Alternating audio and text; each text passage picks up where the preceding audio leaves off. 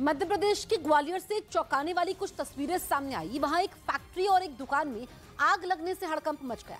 आग इतनी भीषण थी कि उसे बुझाने के लिए बुलाई गई दमकल की टीम के पसीने छूट गए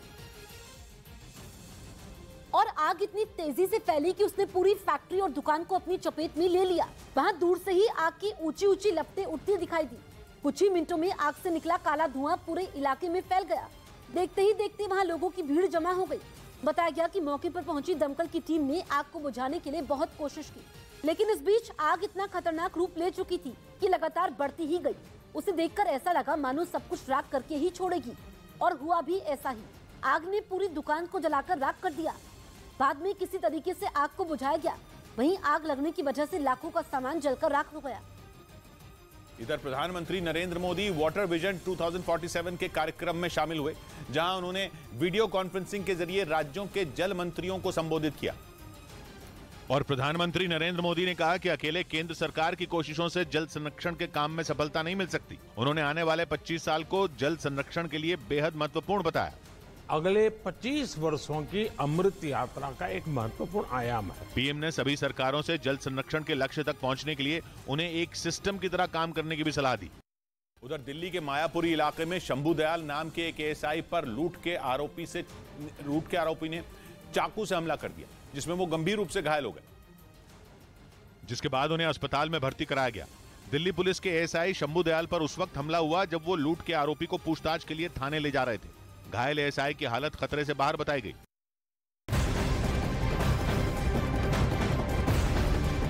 उत्तराखंड के जोशीमठ में कुछ मकानों में दरारें आने के बाद वहां रेस्क्यू ऑपरेशन चलाया गया। इस बीच प्रशासन की मदद से कुछ परिवारों को सुरक्षित जगहों पर ले जाया गया। इससे पहले यहां लगातार जमीन खिसकने की घटना को देखते हुए वहां पर लोग डर के साए में जीने को मजबूर हैं, जिसके बाद कई मकानों पर खतरा है। यही नहीं, वहां मकानों के नीचे से ही पानी के साथ ही मलबा आने लग गया। ऐसा होने पर लोग सकते में आ गए। साल भर के बाद भी अभी तक शासन ने हमारे लिए कुछ ऐसी व्यवस्था नहीं कर पाई कि जहाँ पे हम लोग सुरक्षा रह सकते हैं।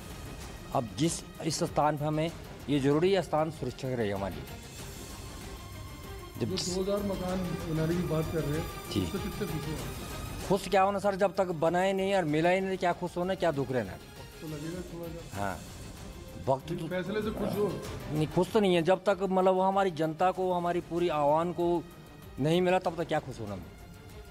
इस बीच पाकिस्तान में बाजवा के बाद अब नए आर्मी चीफ आसिम मुनीर भी सऊदी अरब के आगे झोली फैलाने के लिए तैयार हैं। ऐसा इसलिए क्योंकि पाकिस्तान आर्थिक बदहाली के दौर से गुजर रहा है और पाकिस्तान की हालत ये हो गई है कि उसके पास अपनी जरूरतें पूरी करने के लिए भी पैसे नहीं बचे। इसके अलावा पाकिस्तान पर दूसरे देशों से लिए गए भारी भरकम कर्ज को चुकाने का भी दबाव है। ऐसे में पाकिस्तान को इस महासंकट से उबारने के लिए नए आर्मी चीफ आसिम मुनीर सऊदी अरब का दौरा करने वाले हैं। पाकिस्तान के मीडिया के मुताबिक इस दौरान आसिम मुनीर सऊदी अरब को रक्षा क्षेत्र में मदद करने की पेशकश करेंगे और बदले में उससे पैसों की गुहार भी लगाएंगे।